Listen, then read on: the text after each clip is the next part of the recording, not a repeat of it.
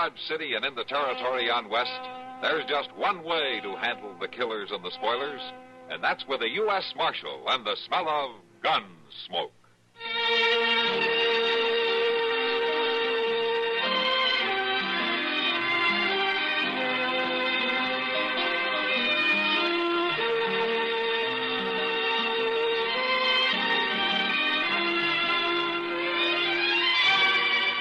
Gunsmoke, starring William Conrad, the story of the violence that moved west with young America, and the story of a man who moved with it. I'm that man, Matt Dillon, United States Marshal. The first man they look for and the last they want to meet.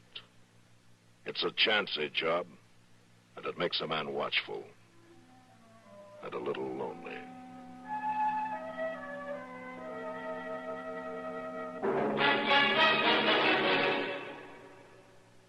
When the Civil War began in 1861, there was no special services, and the Chaplain's Corps was in its infancy. The serviceman, sick or well, in the field or in the hospital, was left to his own devices during his free time. Then, the YMCA's United States Christian Commission was organized, with the approval and support of President Lincoln. Some 5,000 volunteers, men and women, gave spiritual, moral, and medical relief to soldiers and sailors of both sides, as well as prisoners of war. $6 million were raised to furnish supplies and do the work.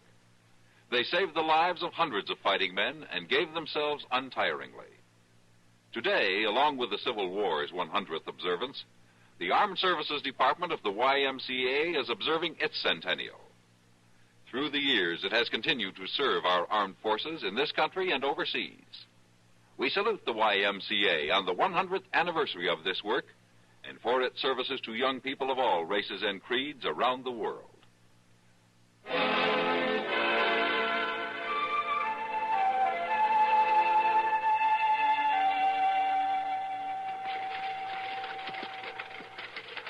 I don't think I like Dodge too much, Andy. Kind of scares me. Well, it ain't a bad town, Millie. Besides, we'll only be here long enough to get the old wagon sold. Well, that's the livery stable, isn't it? Yeah. Who there? Who? This shouldn't take very long.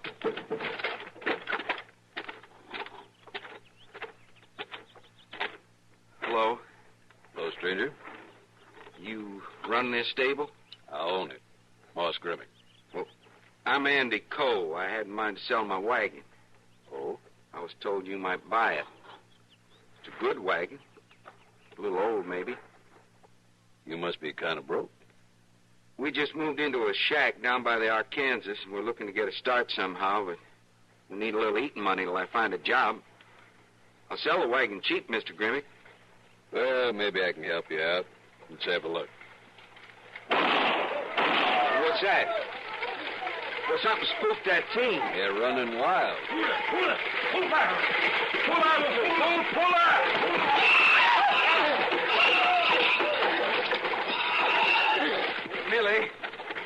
Millie, are you hurt? I'm all right. Are you sure? Let me help you down. I'm too scared, I guess. Shaken up so much. I should have jumped. Who was that man driving the team? Ed Fallon. He runs a freight line here. Now, Andy, don't start trouble. The woman's all right, isn't she? Can't you handle them mules, mister? Now, Andy. You do that on purpose? Of course I didn't do it on purpose. Some drunk come out of the saloon and spooked him.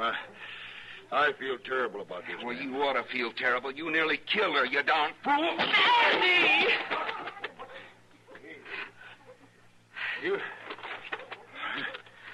You got a bad temper, ain't you? You just bet I have. Well, so have I when I get riled. I'll fix you good for this. I'm waiting. Andy, stop it. Next time, you better be wearing a gun, mister. Oh, now you're threatening me with a gun. No, he isn't. And you're not going to start wearing one either, Andy. Well, we'll see about that. What's the trouble here? Hello, Marshal. Chester, it's a good thing you've come. Well, this man's threatening to come after me with a gun, Marshal. He smashed into my wife with his wagon. He didn't do it on purpose. No wonder he didn't kill you. He didn't kill me, though. I'm not even hurt. There's no cause for all this trouble. He shouldn't be driving mules if he can't handle them. What happened, Fallon?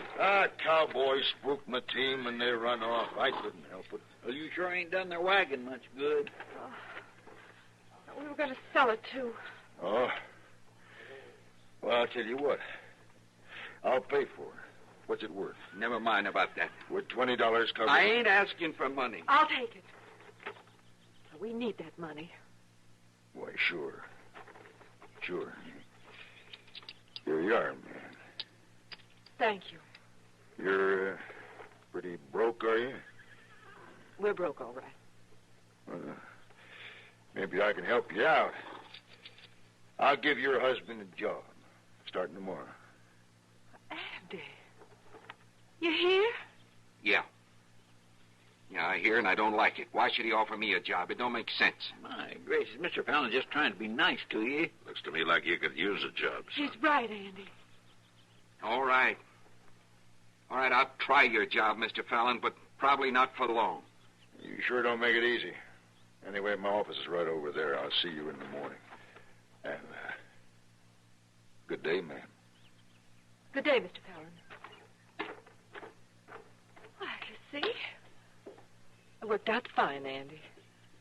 I sold the wagon and you got a job. Yeah. But I don't like that man, Millie. You got quite a temper, son.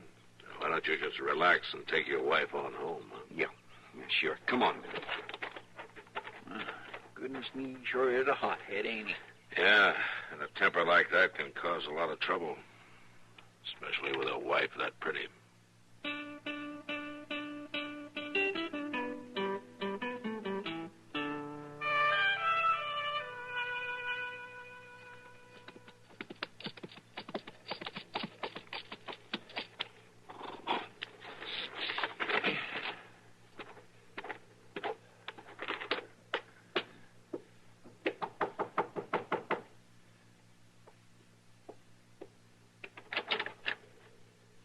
Oh. Mr. Fallon. Mrs. Cole, I had to ride out in the country today and just stop by your place to see how things were going. Well, that's very kind of you. Well, you look like you thought maybe it was some bandit riding up. I didn't know. No, I just wanted to be sure Andy wasn't home playing hooky while I was gone. Andy wouldn't do a thing like that. No, I was just joking. He's there on the job, all right, I'm sure of that. He's got 3 freight wagons to get loaded by noon. Andy's a hard worker. You're going to be real pleased you hired him, Mr. Fallon. Here now. You just call me Ed. We're friends, ain't we? Why, yes, of course. And how about inviting me in for a cup of coffee? Well, I'm not sure that would be proper. Oh, it ain't nobody around. Ain't nobody to even know. Well, Millie, that job I give Andy, I'm paying him $1 a day more than it's worth. I know. Well, I sure could use a cup of coffee. All right, Mr. Fallon. I'll make you a cup of coffee. Now, that's right neighborly, you, Millie. I like that just fine.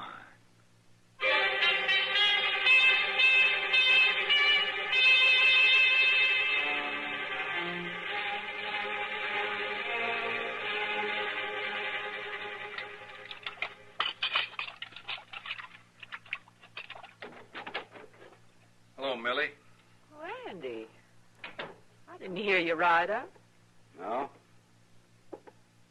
What are you looking for? There's been somebody here. What? I thought maybe he was still around. I don't know what you're talking about. I seen tracks outside, boot marks. Well, they're yours. No, they ain't mine. I don't wear Spanish heels. Now, who was here, Millie? Nobody was here. What's got into you anyway? Now, don't you lie to me. You've never lied to me. And I'm not lying now. Andy, you been drinking. I never drink, and you know it. Who was here today, Millie? Nobody. Nobody was here. Now, I won't stand for this, Andy. Well, I won't stand for it either. Where are you going? Andy. Andy, put that gun back. Put it back, you hear? You're covering up something, Millie. I'll find out who it is, and then I'll put the gun back. Not before.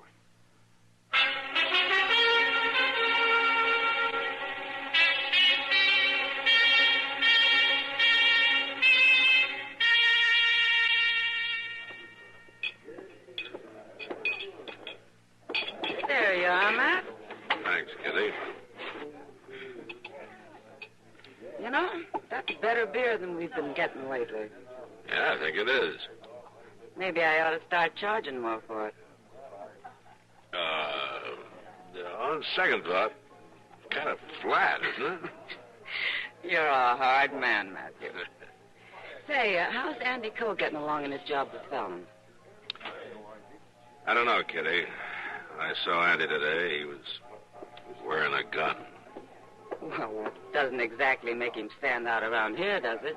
Yeah, that's the first time I've seen him wear one since he arrived in town. Oh? Yeah, I asked him about it. He told me some man was visiting his wife yesterday. She wouldn't tell him who it was. I tried to talk to him, but it didn't do any good. No. Never does in a case like that. Evening, Mac. Kitty? Hello, Doc. Sit down, Doc. Oh. How about a beer? Oh, now I'd like that. Sam, bring Doc a beer, will you? Yes, Miss Kitty. You two look mighty glum.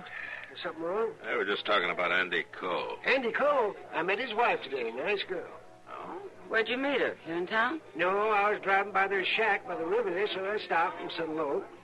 So you're the one. What? Nothing. Well, what were you saying about Andy? Well, Matt's worried about him. Andy's wearing a gun today for the first time. What for? He suspects somebody's been visiting his wife. Maybe he's after me then. This isn't a joke, Doc. Well, no, I guess it is. Andy's a good boy, but he's awful hot-headed. You know, this morning I made Millie Coe a promise. But I think maybe I should break it. What are you talking about? She gave me a note to deliver. Asked me not to tell anyone about it. It was for Ed Fallon. Fallon? Did you give it to him? Yeah, just now when I came in. He's standing right down there at the end of the bar. Oh, yeah. You know what was in the note? No, she didn't say. Just that it had something to do with business. That's what she told you, huh? Yeah. Why, you think it was something more? I don't know, Doc. But if Millie wrote a note to Fallon, could be he's the one. Yeah, I'll be back.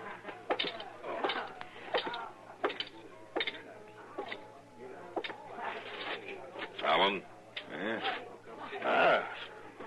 Hello, Marshal. What's on your mind? I want to talk to you about Millie Coe. What? Have you been seeing her? What business of yours would I do, Marshal? I'm trying to stop a killing, Fallon. I thought you might want to help. I believe in law and order.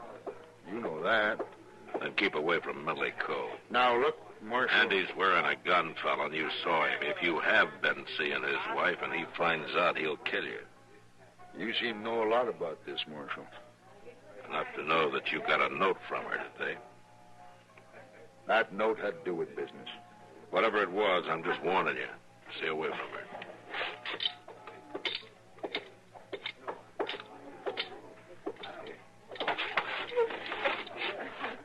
Well, what'd you find out, Matt? I can't pin him down. You tell him about the note? Mm-hmm. Well, you'd never own up to it anyway. Well, I gotta make sure before Andy finds out. Well, how are you going to do that? Go out tomorrow and talk to Millie Coe. Face her with it. Hope she tells the truth.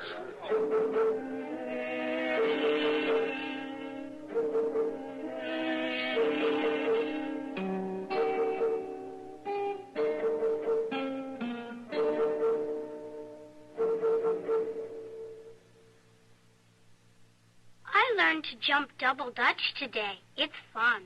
What, Susan, is double Dutch? That's jumping with 2 ropes at a time. Anyone knows that. Uh-huh. Thank you. Susan is one of the lucky ones, one of the healthy, normal children we all give thanks for. She can run and skate and even jump double Dutch. But there are over 250,000 other children in the United States who can't. They have cerebral palsy. They will never take part in active sports, maybe not even walk, but they can be helped. Through therapy and through special training, many cerebral palsied learn to live satisfactory and useful lives. There are 344 local affiliates of United Cerebral Palsy who support the hundreds of programs in hospitals, clinics, and special schools that are so needed. United Cerebral Palsy asks you to help. Contribute to the 53-minute march on cerebral palsy. Do it today.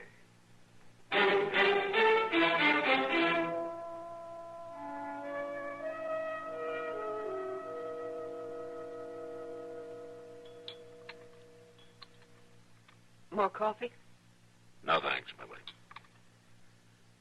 Marshal, I don't know what makes you think Mr. Fallon has been visiting me.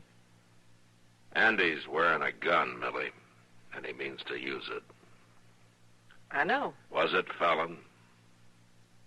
Nobody's been out here except you and Doc Adams. Andy doesn't believe that. Do you? No. Marshal, it's true. What's the matter with you men? Would you take a woman's word for anything? Andy. Oh. Marshal Dillon. You're about the last man I would have suspected, Marshal. Andy, wait. You stay out of this, Millie.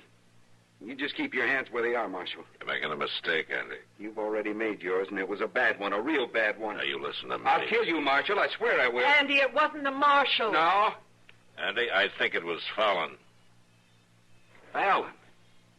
I came out here to prove it if I could. How are you going to do that? By facing Millie with it, she's a poor liar, Andy.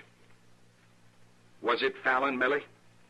There wasn't anybody out here, Andy. You're lying. It was Fallon. Who else would it be?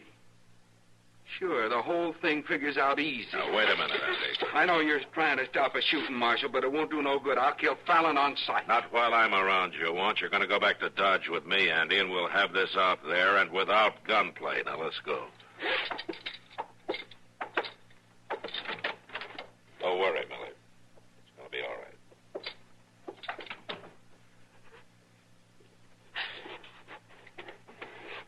Andy. Oh, Andy.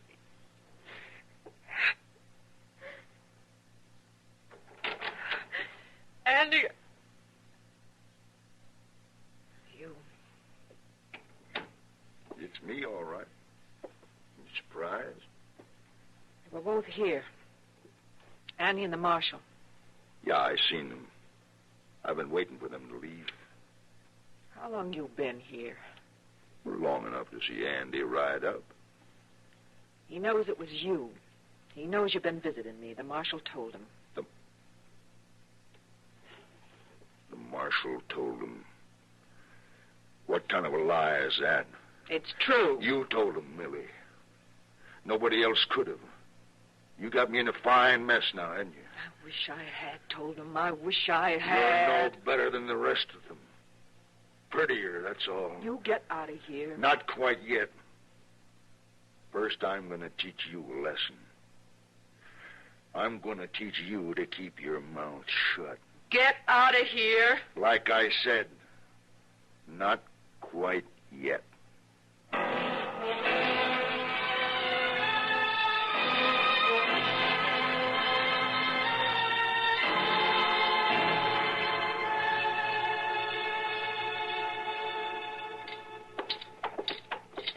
I ain't saw Fallon around town all day, Mr. Dillon. He may be here at his office. He better be. Well, Andy, where you been? I looked everywhere for you. Where's Fallon, Jenkins? I don't know. Take a look out back, Chester. Yes, sir. Maybe you wouldn't mind telling me what's going on here, Marshal. Like Andy said, we're looking for Fallon. Well, Fallon's going to be looking for him. He finds out Andy's been loafing on the job. Fallon's paying Andy too much money as it is. Not for long, he ain't. You're getting $1 a day more than you're worth, Andy. Whose idea was that, Jenkins, to pay him that money? It wasn't mine. I'm only the clerk here. Besides, I don't have no reason for it, do I? But Fallon does, huh? Ain't nobody back there, Mr. Dillon. All right, where is he, Jenkins? You sure you want me to tell you, Marshal? Did he go out to Andy's place? He was looking kind of worried after talking to you last night. Then he is out there. He sure is, and you're looking mighty stupid, son. Running all over the country while Fallon's out there courting your wife, having himself a fine time. Why, you... Come on, Andy. Don't waste your time. Let's go.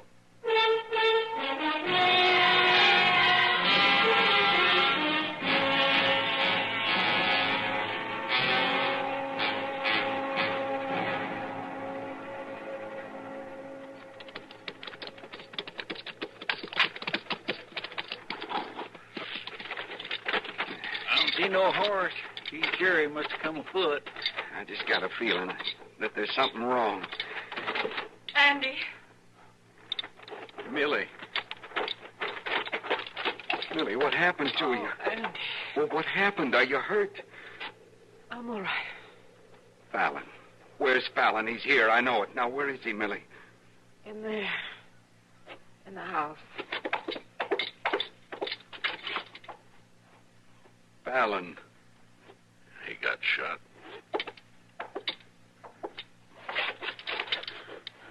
Who did it, Fallon? Who shot you? Millie. Millie? I tried to beat her. She shot me. I ain't doing so good. You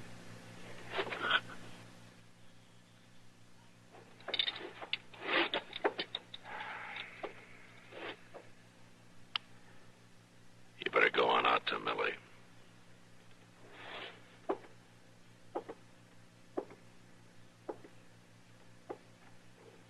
Millie? Millie, I was wrong not trusting you. Why didn't you tell me that first day? I didn't want any trouble, Andy. But I was wrong, too. I'm not telling you. Well, the trouble's all over now. I was going to the river to wash when I heard you ride out.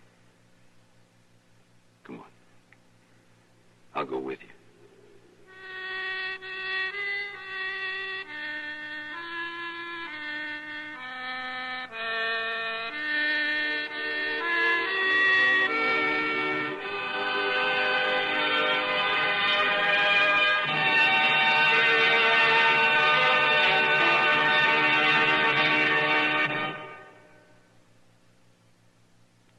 Hi, this is Dennis James to make a point about reliable, effective Kellogg's All Brand. Repeat after me, please. What do you want when you need brand? What do you want when you need brand? Reliability.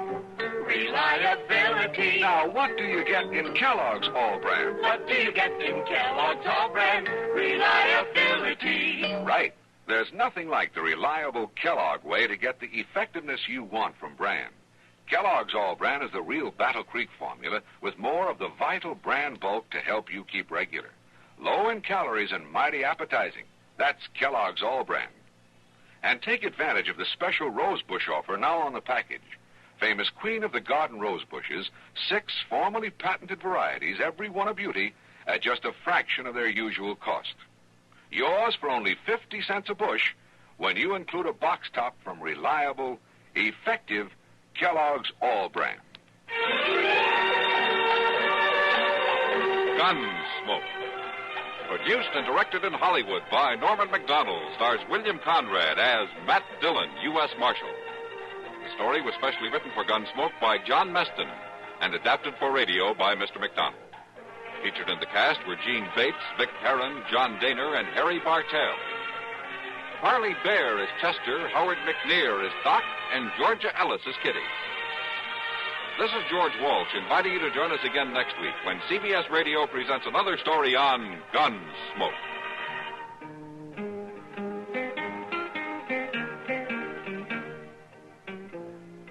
Have a Happy Habit, Fun-Day through Friday with Bing Crosby and Rosemary Clooney on the CBS Radio Network.